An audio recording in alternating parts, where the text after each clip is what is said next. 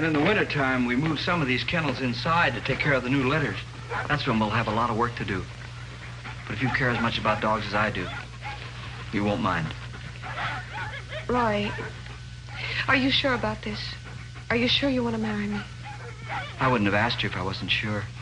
You wait and see. You're going to have a wonderful life here, Judy. What about you? Are you going to be happy married to me? I've waited all my life for somebody like you, Judy. Somebody I could take care of, make a home for. I never felt this way before about anybody. That's why I'm worried, Roy. When a kid falls in love for the first time, it doesn't matter if he gets hurt. But you get hurt bad. How? How could you ever hurt me? How? I've told you a dozen times, Roy. I'm marrying you because I'm sick and tired of living in cheap hotel rooms and working in burlesque shows and having two-bit chiselers put their paws on me. You know I don't really love you. I know you will someday. We're going to be the two happiest people in the whole world.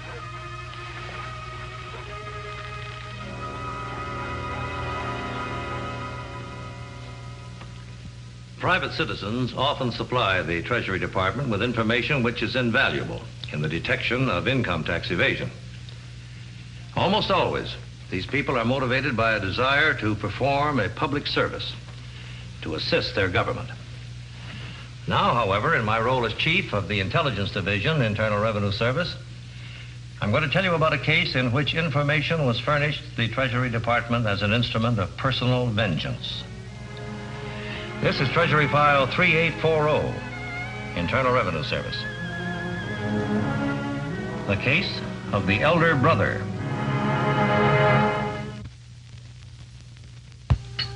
Judy? Jim? Here's to you. And here's to my big brother Roy and his pretty little bride-to-be. May they always live in peace and happiness. Raise thousands of pedigreed pups.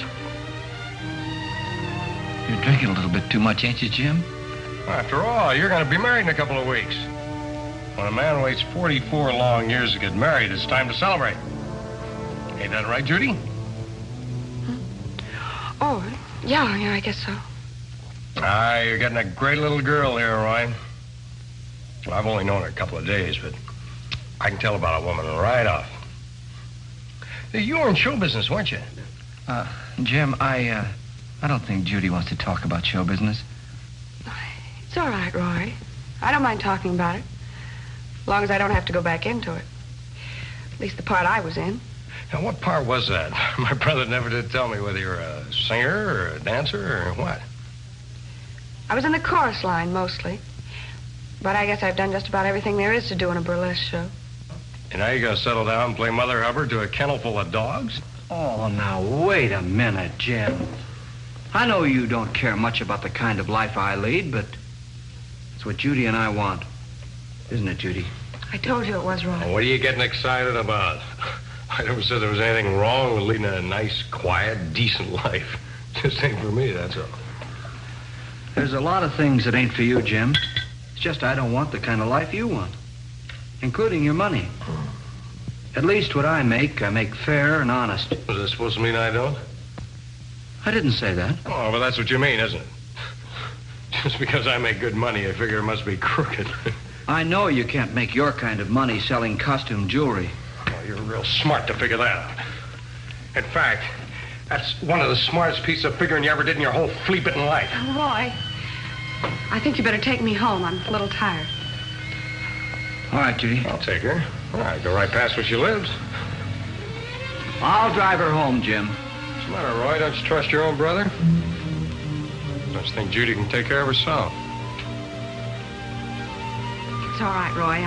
I'll see you tomorrow morning. Why did you do that? Because I've been wanting to all evening, just like you have. I tried not to. Well, you couldn't help it. You're not for my brother. You're too much for him.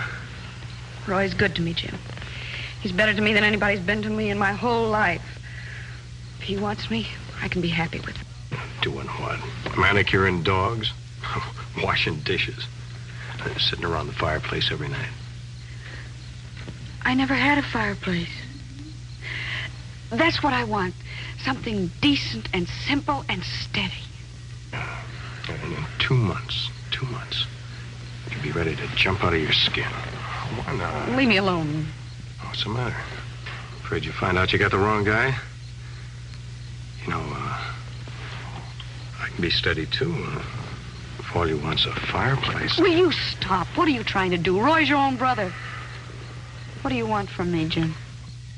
Well, who knows? Maybe I'd like to settle down for a while, too. Maybe I've been kicking around too much with the same kind of people you're fed up with. The grifters and the platinum blondes and the kind of women that just can't wait to get their hooks into your bankroll.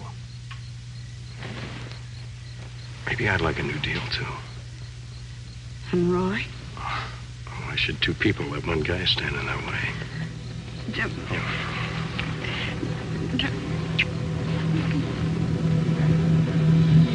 Jim, please, will you leave her alone?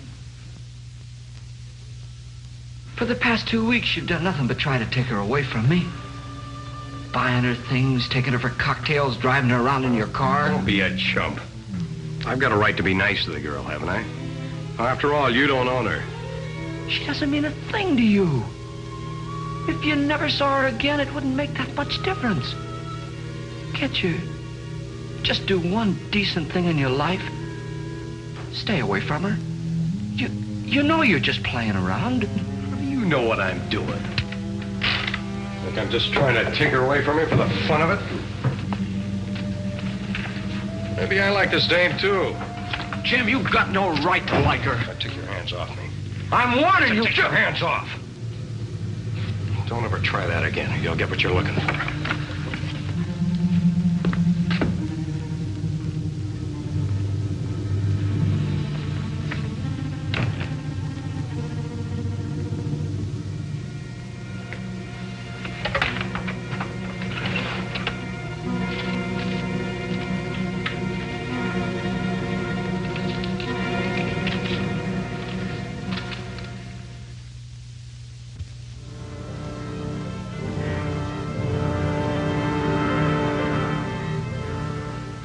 And although it seemed at first as if it might be just a letter from a crank, we did a preliminary check and found out that Roy Weber is a dog breeder who's been doing business in the same community for the past 25 years and has a good reputation. And he wants us to investigate his own brother's income tax returns. Apparently, they've had some sort of a disagreement, and this is Roy Weber's way of getting even. Oh. Well, does the letter contain any detailed information on the amount of the brother's income?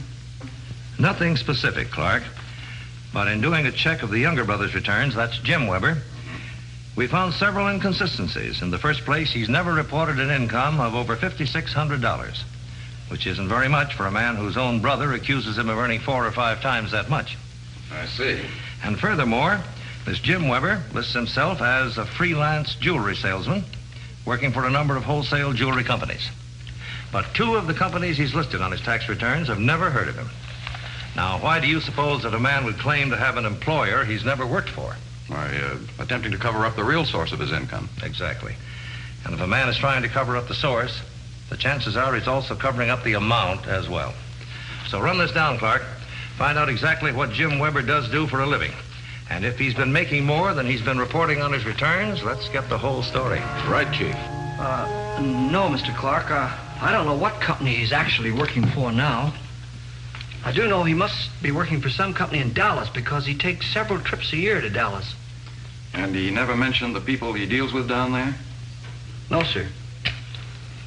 Well, what about bank accounts, Mr. Weber? Do you know where your brother banks? No, I don't. Mr. Clark, do I have to keep answering all these questions? You asked us to make an investigation, didn't you? I assumed you'd be willing to help us. Well, I am. After all, he's my brother. I wouldn't want him to get in any real trouble. I mean, like going to jail. Just what do you want, Mr. Weber? I don't know. I was pretty upset when I wrote that letter, and he and I had an argument about something, and I tried to scare him. I tried to keep him from walking all over me. I didn't realize you'd go this far. We go as far as we have to, Mr. Weber. Now, to get back to your brother. In your letter, you mentioned the fact Further questioning of Roy Weber revealed little about his brother Jim's financial dealings, but Agent Clark was able to obtain a general picture of brother Jim's standard of living. His rent was high, he drove an expensive car, and he spent a good deal of money on his clothes. However, the manner in which he earned this money was more or less of a mystery. Checking with acquaintances and storekeepers in the neighborhood in which Weber lived, Clark learned that Weber was known as a jewelry salesman, presumably for a company in Dallas, Texas. But in Dallas, his name was not known at the hotels where he might have registered, nor by department stores, buyers, and wholesale jewelers who might have purchased his wares. Judy, you're making a mistake. I'm not saying that because I want you for myself. It's for your sake, too. Jim's no good for you. You've got to stop seeing him anymore. Got to stop thinking about him. I'm afraid I can't, Roy. Jim and me, we're going to be married. Married? I'm in love with him, Roy. Really in love with him. That's what I've been trying to tell you all week long, only I couldn't figure out a way of saying it so it wouldn't hurt. You're in love with him? Jim? That's the way I said it to myself when I realized what was happening to me. It's really kind of nutty, me falling in love after all I've been through, especially with a guy like Jim. I'm not really too different from you, Roy. I know Jim doesn't care about me the way you do. Only I got to take my chances. Don't do it, Judy. Please. I'm sorry, Roy. I'm sorry. If there was any other way, I'd do it. You're not really in love with him. You're just falling for a lot of talk, a lot of fancy words, promises that he'll never keep. No, Roy. It's not like that at all. Well, then what is it? Well, Judy, I've got just as much money as he has. Maybe more. I've got all kinds of money. I never told you before because I didn't think that's what you wanted. No. I've got $86,000 hidden right there in a strong box under the floor. And it's all yours, every penny. If you'll just stay with me, if you'll just be my wife. I'm surprised at you, Roy. I thought you knew me better than that.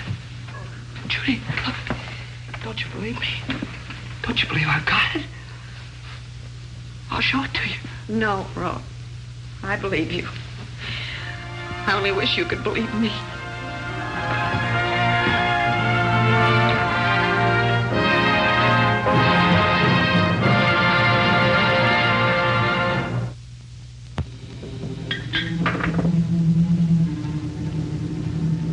Let's have a toast. No, we don't want to drink. What'd you call us up and ask us to come over here for? Don't you know we're leaving for Dallas in a few minutes? Dallas? You going to Dallas on your honeymoon? That's where we're going to be married, Roy, tonight. Married? Well, why don't you get married right here in town? Plenty of places right here in town. I'll tell you what I'll do. I'll stand up with you. I'll be your best man. Now, look, Roy, don't be funny. What's the matter? What are you stalling for? If you're really going to marry her... Hey, shut your Jim, mouth. please, he's been drinking. Sure, I've been drinking. Time to celebrate, isn't it? My brother's getting married. My best girl, too. What a coincidence. Oh, come on, let's go, Judy. Wait a minute. I want to tell you something before you go. I want to tell you something and you'll remember. You treat her right. Because if you give her a dirty kick... Oh, come on, we can't waste any more time. If we don't get out of here, we'll miss the plane. But come on. The plane which Jim Weber and Judy King boarded for Dallas that morning was also boarded by Agent Clark, who had been keeping Weber under surveillance for the past week in an effort to learn the true source of Weber's income.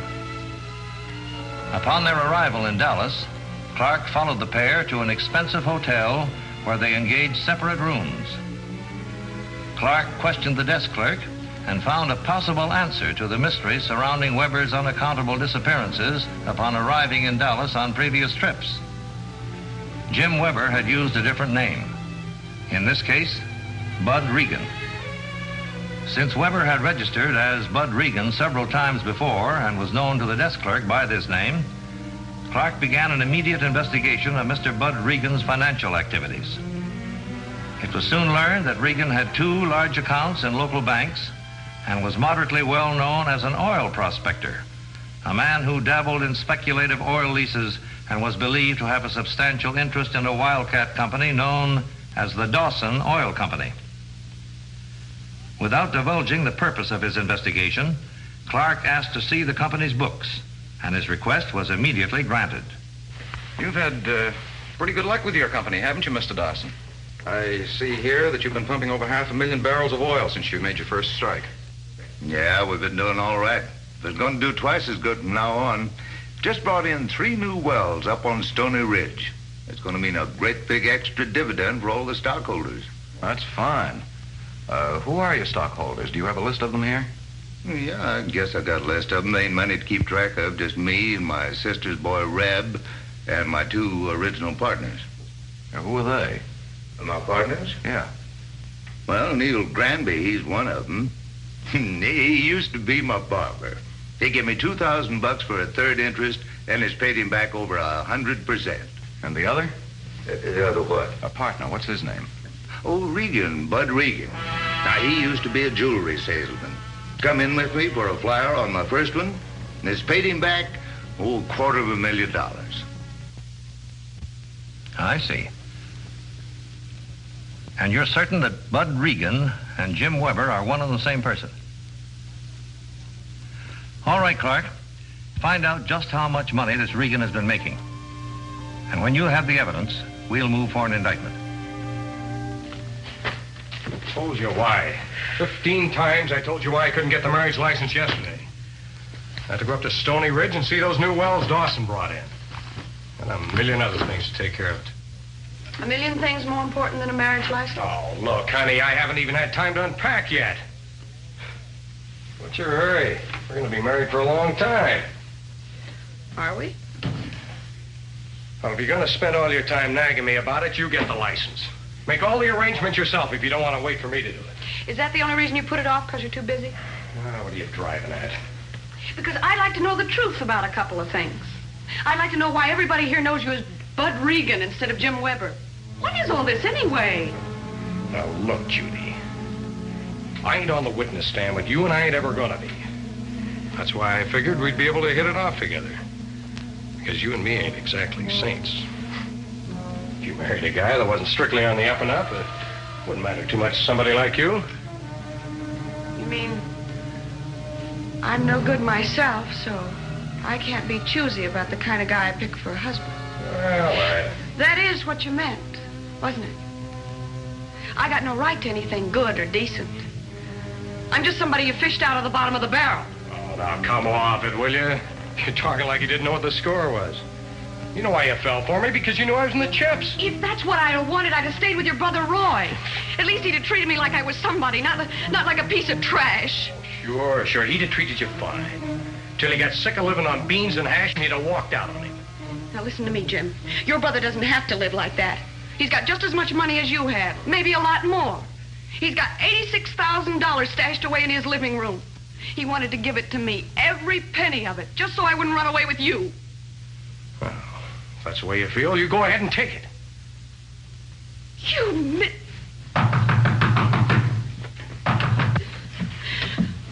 Excuse me. Mr. Regan? Yeah, that's right. Well, my name is Clark, Internal Revenue Service. May I come in? What do you want? I want to talk to you about your income tax, Mr. Regan. Come on in. Thank you. Well, what's this all about? I always pay my income tax. Under the name of Regan? We have no record of your ever having filed a return. Well, Regan isn't my right name, but I always file a return. My real name's Jim Weber. And as Jim Weber, you report your total earnings and pay taxes on them. That's right. What about the money you make as Regan? Do you pay those taxes too? Who says I earn any money as Regan? I just come down here for my vacations. Is that all you have to say? Is that the only statement you care to make at this time? I spent the entire afternoon with the accountants of the Dawson Oil Company. Oh, wait a minute. Oh, who told you about them? Who's been talking to you about me? Well, quite a number of people, Mr. Regan. Now, well, who? Somebody put you up to this, and I want to know who it is. Now, who told you about me? My brother. Is that who it was? Well, let me tell you something, mister. The last laugh isn't going to be on me.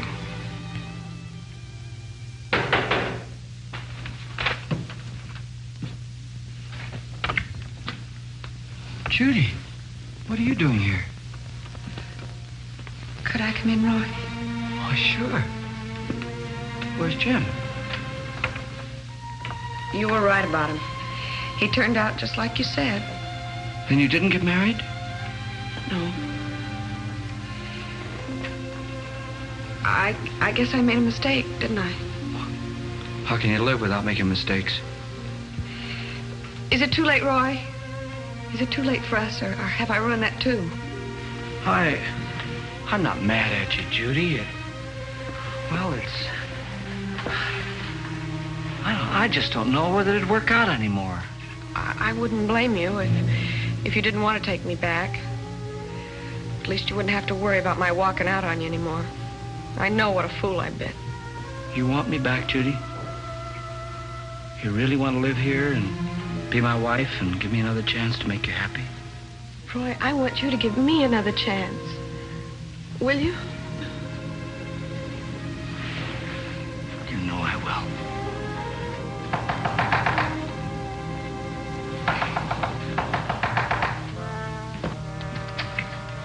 Well, hello, Mr. Clark. You want to see me? How are you, Mr. Weber? Bet your life he wants to see you. Jim! Go ahead, Mr. Clark. Ask him about the money. What money? Money I invested for you in the Dawson Oil Company. What? Oh, come on. Quit stalling. You know how much money I made you on that oil deal? Over $200,000. This man from the Treasury Department thinks I got that money myself. He doesn't know you're the one that got all the profits. Not me. Your brother claims that he was merely your representative, Mr. Weber. That you're the one who owns a 1/3 interest in the Dawson Oil Company, and that you're the one who should have paid the taxes, not he. That's crazy. Oh, is it? Now, don't try to pull a fast one, Roy. You've still got a big chunk of that money, and you got it hidden right here in this room somewhere. Judy told me so. I'm sorry, honey.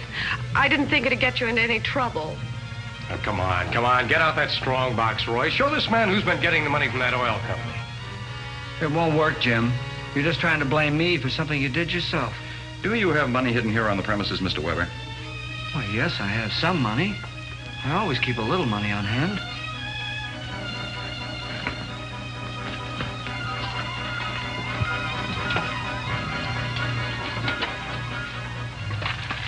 Here it is. $150. You told Judy you had $86,000. Yes, I know I told her that. That's all I've got is $150. Here, it's all here. You can count it if you like. Mr. Weber, have you any more evidence to prove that you never made a profit on the Dawson Oil Company? Well, I could have been wrong about that strong box, but well, that doesn't mean I got the money myself. He's still the man you're looking for. Mr. Weber, I made this trip out here because you insisted that you were innocent. Now I suggest that you get in touch with your lawyer. Yeah, I'll do that little thing. Sorry to have troubled you, sir. It's all right.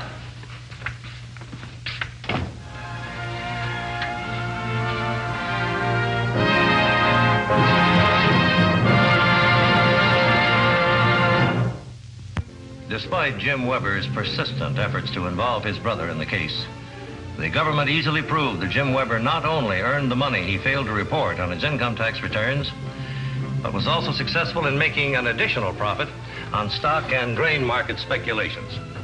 Upon his conviction in a federal court, Weber was ordered to pay $171,000 in back taxes and fines, and was sentenced to 4.5 years in the federal penitentiary, where he is still serving his term.